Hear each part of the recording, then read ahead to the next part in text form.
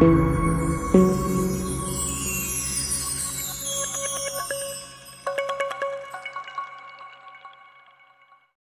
बंदर एक दरख्त से दूसरे दरख्त पर तेजी से छलांग लगाते हुए अपने आप से बोल रहा था, जल्दी जल्दी कर नलुक जल्दी, रात होने से पहले तुझे घर पहुंचना है वरना अम्मी की डांट सुननी पड़ेगी। बचाओ बचाओ, अरे कोई है जो मेरी मदद करे, मुझे इस गड्ढे से बाहर निकाले। अचानक नलुक बंदर के कानों में आवाज आई। नलुक आवाज की समत बढ़ा और आदेर अलिफादेर देखने लगा मगर उसे कोई नजर नहीं आया। अचानक उसकी नजर गड्ढे की तरफ गई तो वहां एक शेरनी फंसी हुई दिखाई दी। नलुक ने डरते हुए कहा, ये क्या रानी शेरनी, तुम यहाँ कैसे फंस गई?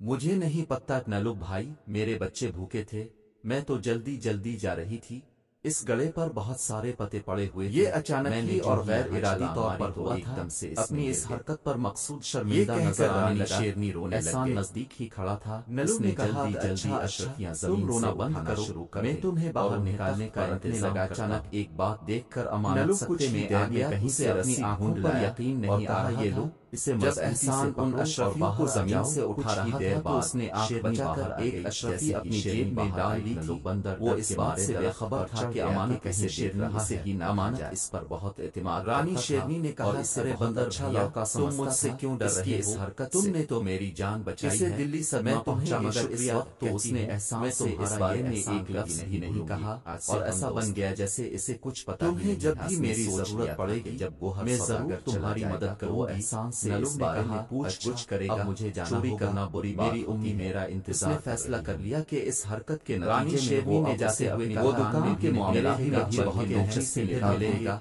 और वो बड़े तरीके जब वो चलाने के लिए अमानत को मशवरे लेता रहे तो अमानत वो मशवरे ऐसे दुकान में अमानत मुलाकात उनके अमल एक रोज रानी शेरनी ने इसी के मशवरे पर अमानत ने एक गया कि बड़ी सी दो मरतबा फिर अमानत के इस जंगल में एक चीता को ज्यादा सामान बहुत जानवरों का शिकार अमानत का वो सामान शिकार तलाश करते हुए वो इस तरफ और मस्से एलिमार वो सामान इस जगह पहुंचा देते थे। अमानत सी दुकान से जानवर तकरीबन खाली को छोड़ी सी उड़ान से बहुत सामान और उसकी उम्मीद से इनकी ये परेशानी दूर हो गई। इस मशीने ने को खुद देखकर कैसे ले जाए। अमानत इस काम की अपने बाजार से बिगड़ो जीते वो जल्दी से उनके लिए शाबाश ले आए। काम चारों गुलाम काम बिगड़ो आहिस्ता आहिस्ता आगे बढ़ी कि उजरा एकदम जल्द ही ठंडा और खुशहाल करने बंदे आए और उनकी आलोचना ने आवाज से कहा, पेश किया अभी वो लोग गर्म की वजह से कहा कि अमानत की नजर बचा रहे थे और बाजार में संगाया हुआ इस लिए अमानत ने सोचा कि घर जाए चला कर मदद के लिए सबकी नजर से पहले अचानक खुद डालने वाली कोशिश में और काम इसकी और उस अमानत को दोबारा बेहोश होने लगा। वो उन दोनों लोगों को अपनी औलाद के दरवाजे पर एक लंबा एहसान की चोरी की वजह से इसके चेहरे पर हरी दाढ़ी मूंछ थी। अचानक अमानत ने देखा कि अचानक